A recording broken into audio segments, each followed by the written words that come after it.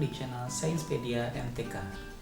Kali ini kita akan membahas lanjutan dari video sebelumnya mengenai hubungan antar sudut. Nah, hubungan antar sudut yang akan kita bahas sekarang adalah saling bertolak belakang. Saling bertolak belakang, ya, sudut yang saling bertolak belakang diawali dari dua garis lurus yang saling berpotongan. Nah, di sini ada garis lurus AB dan garis lurus CD. Keduanya saling berpotongan di titik O. Nah, dari sini sudut yang saling bertolak belakang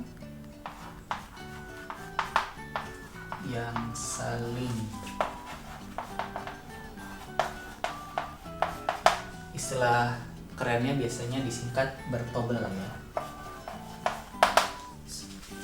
adalah sudut AOD dengan sudut BOC. Itu yang pertama pada gambar ini, ya.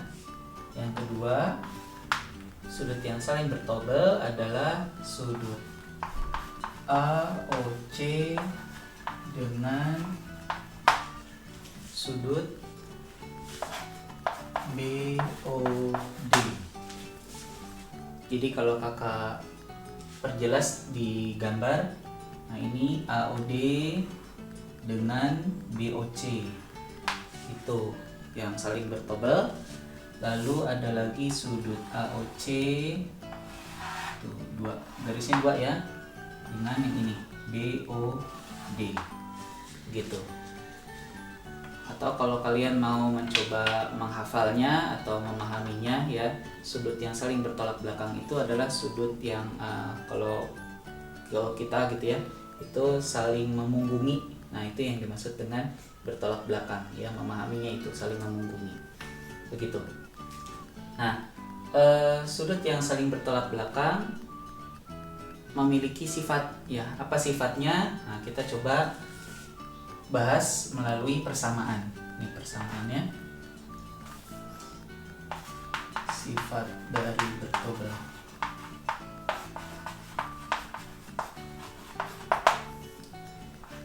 Persamaan pertama yang kakak buat adalah AOD dengan AOC. Nah, AOD sama AOC itu saling berpelurus, ya, karena membentuk garis lurus. Karena garis lurus berarti AOC ditambah AOD ditambah sudut AOC sama dengan 180 derajat. Jadi sudut AOD, cara menghitungnya bagaimana? Yaitu 180 derajat dikurang sudut AOC. Begitu, ya. Nah, itu yang pertama, persamaan pertama. Berikutnya kakak buat persamaan lagi, yaitu sudut BOC dengan AOC.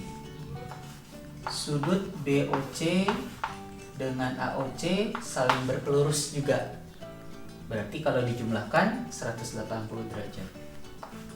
AOC 180 derajat. Nah, bagaimana menghitung atau mencari besar sudut BOC dari persamaan ini? Berarti menjadi 180 derajat dikurang sudut AOC.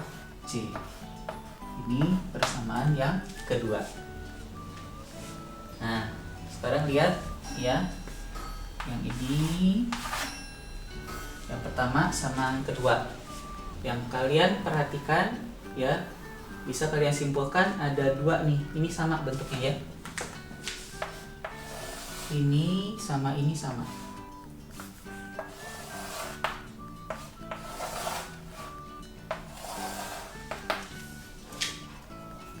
Karena ini sama, tuh 180 min AOC. Ini juga 180 min AOC. Karena sama, berarti kesimpulannya adalah sudut AOD besarnya sama dengan sudut BOC. Ya, karena untuk mencari nilai AOD atau besar sudut AOD sama, bentuknya begini, BOC pun juga sama. Berarti kesimpulannya AOD sama dengan besar sudut BOC.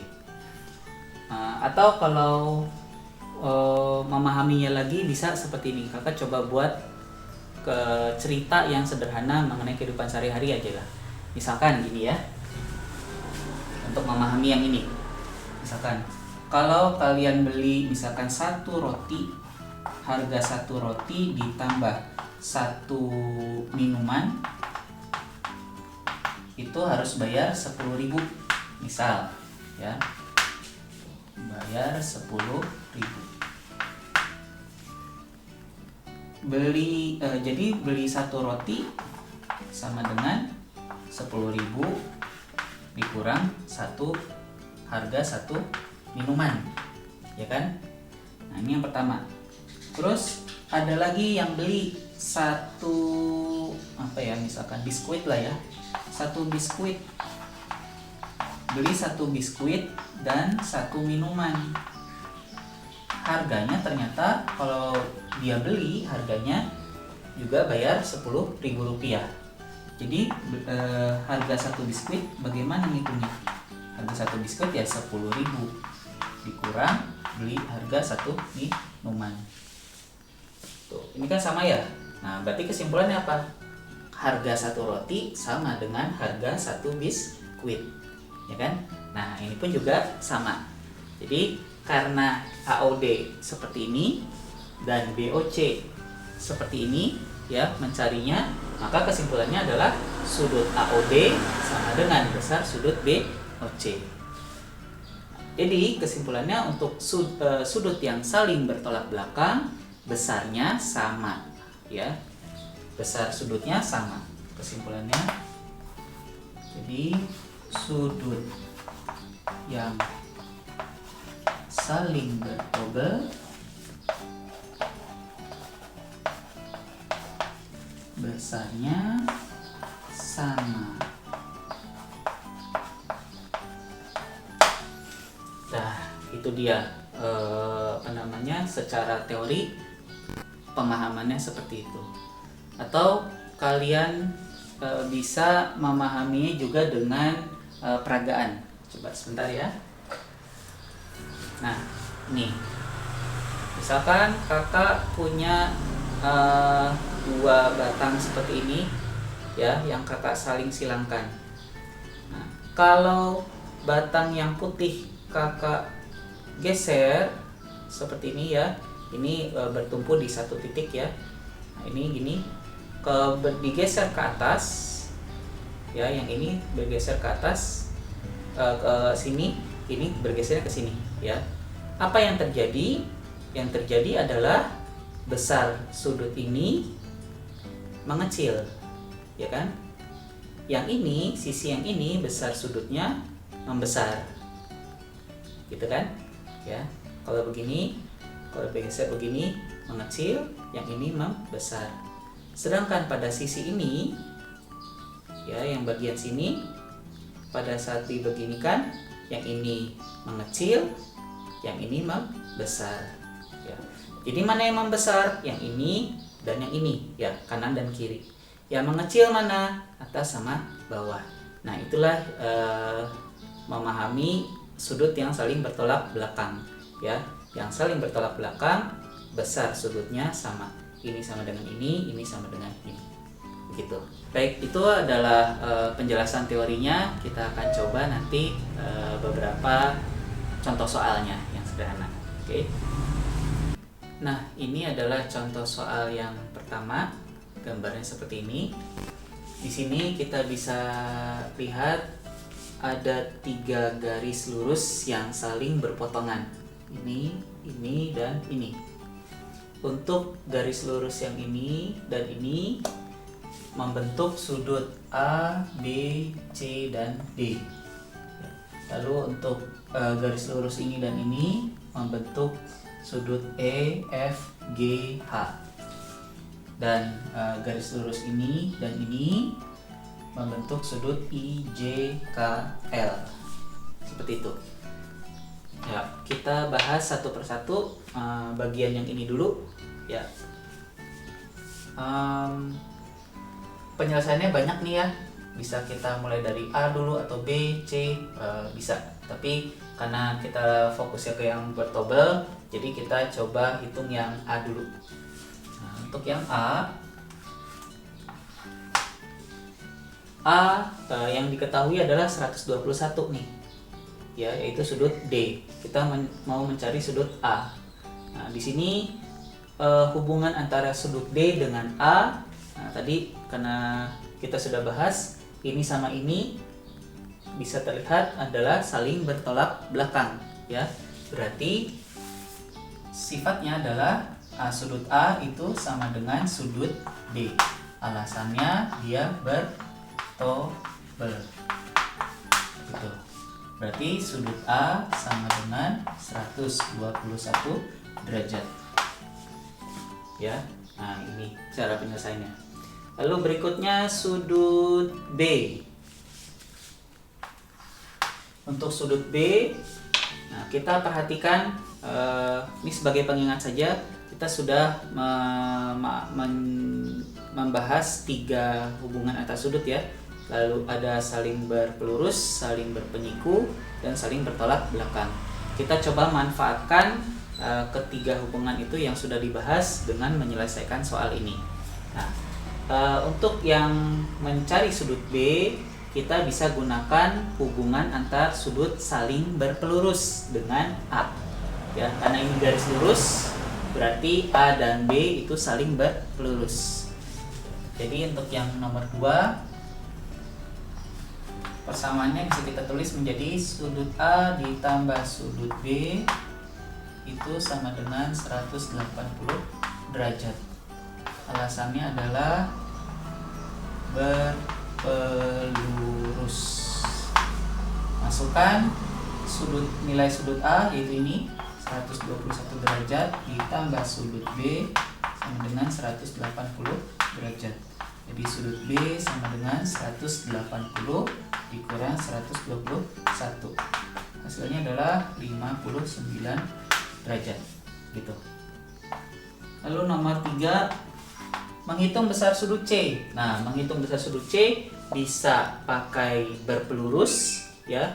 Ini dengan ini, atau C dengan D berpelurus, A dengan C pun juga berpelurus. Atau bisa juga kita selesaikan dengan bertolak belakang sifatnya, yaitu dengan sudut B. Ya, C dengan B bertolak belakang. Jadi kakak coba selesaikan dengan 2 cara ya. Untuk cara yang pertama, cara 1 kita pakai yang berpelurus, maka persamaannya adalah sudut C ditambah sudut D sama dengan 180 derajat. Alasannya adalah berpelurus. Berarti sudut C ditambah 121 begini, maka sudut C adalah 180 dikurang 121. Hasilnya adalah 59. Atau cara lain adalah sudut C sama dengan sudut B. Alasannya adalah bertolak belakang. Jadi sudut C sama dengan 59 derajat. Begitu. Nah, itu adalah penjelasan untuk yang ini. Nah, selanjutnya kita akan coba menyelesaikan bagian yang ini. Nah, kunci menyelesaikan soal matematika adalah kita selalu mulai dari unsur yang diketahui, ya. Nah, di sini yang diketahui adalah sudut H sama dengan 68 derajat. Kita akan mencari besar sudut E, F, dan G. Kita mulai dari yang sudut E dulu, ya. Sudut E Nah, kita lihat hubungannya dengan sudut H ya, karena sudut H kan sudah tahu 68 derajat. E dengan H itu saling berpelurus ya, karena ini membentuk garis lurus. Berarti kalimat persamaannya menjadi sudut E ditambah sudut H sama dengan 180 derajat. Alasannya berpelurus. Lalu kita masukkan angkanya, sudut E ditambah 68 derajat sama dengan 180. Maka sudut E adalah 180 derajat dikurang 68 sama dengan 112 derajat. Itu sudut E. Nah, selanjutnya kita akan coba menghitung besar sudut F. Nah, besar sudut F bisa kita hitung lewat H juga ya, karena F dengan H itu saling berpelurus ya, ini bentuk garis lurus. Atau bisa juga dengan hubungannya dengan E dengan F itu saling bertolak belakang. E nya sudah tahu tadi kita ya. Oke, kita coba hitung. Cara 1, berarti sudut F ditambah sudut H 180 derajat. Sudut F berarti 180 dikurang sudut H. Ini alasannya adalah berpelurus. Jadi 180 dikurang H-nya 68 sama dengan 112 derajat. Itu cara 1. Nah, cara 2, sudut F sama dengan sudut E. Alasannya adalah bertolak belakang. Sudut E nya tadi 112, berarti F nya adalah 112 gitu ya. Nah, satu lagi adalah sudut G. Kita buat di sini G, kita bisa gunakan saling berpelurus ya. G berpelurus sama siapa? Sama F, betul. Atau G berpelurus juga dengan E. Nah, tuh jadi ada 3 tuh ya. Ini sama ini, satu, ini sama ini, atau bisa juga ini dengan ini, yaitu saling bertolak belakang. Kita pakai yang sederhana aja dulu ya, sederhana aja ya. Sudut G sama dengan sudut H, alasannya bertobel, berarti sama dengan 68 derajat. Nah, itu dia jelasannya. Nah, ini sudah, tinggal yang ini ya. Sepertinya ini kalian bisa coba kerjakan sendiri ya, mandiri, karena sudah ada 2 contoh yang ini sama ini. Insya Allah yang ini bisa ya. Kita akan coba cari variasi lain soalnya dari sifat ini. Oke. Nah, ini contoh soal yang kedua. Coba dicarinya yang lebih menantang ya. Soalnya begini. Ini ada 2 garis lurus yang saling berpotongan. Di sini besar sudutnya adalah 3x min 42 derajat. Lalu di sini 2x plus 7 derajat. Lalu di sini y plus 42 derajat. Nah, yang ditanya adalah berapa nilai x dan nilai y. Kita coba hitung dari karena ini sama ini sebetulnya bisa kalian simpulkan ini sama ini garisnya saling berpelurus ya. Nah, karena saling berpelurus berarti 180 derajat. Tapi kita nggak tahu nilai x berapa, nilai y nya juga berapa. Jadi nggak bisa kita selesaikan dari sini dengan ini ya. Jadi kita harus menyelesaikannya lewat yang ini dan ini, yaitu saling bertolak belakang karena sama-sama variabelnya x gitu, satu jenis, jadi bisa kita hitung ya. Kita mulai dari sini ya. 3x ini sama ini saling bertolak belakang, berarti besar sudutnya sama, maka persamaannya adalah 3x min 42 derajat sama dengan 2x plus 7 derajat. Lalu dibuka kurungnya, ini jadi 3x derajat min 42 derajat sama dengan 2x derajat plus 7 derajat. lalu gabungkan yang sejenis. 3x pindah ruas berarti minus, positif pindah ruas negatif sama dengan 7. Ini pindah ruas berarti positif, tadinya negatif jadi positif. 3x min 2x sama dengan x derajat, sama dengan 49 derajat. Jadi nilai x adalah 49. Itu nilai x-nya. Nah, ini alasannya adalah bertolak belakang. Lalu sekarang kita coba cari nilai y. Nah, nilai y ini sama ini saling berpelurus, atau ini sama ini juga bisa ya. Kita coba yang ini sama ini aja ya. Jadi kalimat persamaannya menjadi 2x plus 7 ditambah, karena berpelurus jadi dijumlahkan ya, y plus 42 derajat sama dengan 180 derajat. Alasannya berpelurus.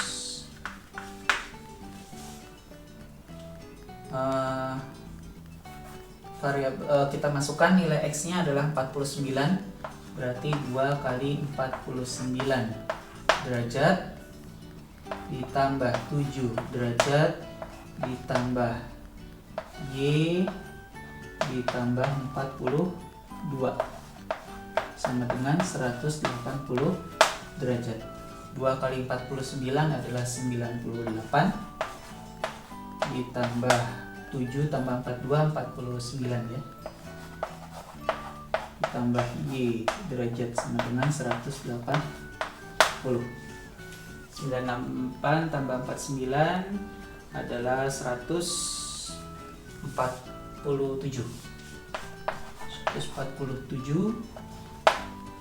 ditambah y derajat sama dengan 180 derajat. Maka y derajat adalah 180 dikurang, ini pindah ruas jadi di positif tadinya jadi negatif, 147. 180 ke 147 berarti 33 ya. Itu y derajat, maka nilai y sama dengan 33. Nah, itu dia. Nah, itu tadi adalah penjelasan mengenai hubungan saling bertolak belakang beserta contoh-contoh soalnya. Nantikan video berikutnya mengenai pembahasan soal-soal yang lain ya, yang hubungannya dengan ini. Atau kalau kalian ada pertanyaan juga bisa melalui kirim lewat email seperti yang ada di kolom deskripsi. Sampai sini dulu. Sampai ketemu di video berikutnya. Semoga bermanfaat. Assalamualaikum warahmatullahi wabarakatuh.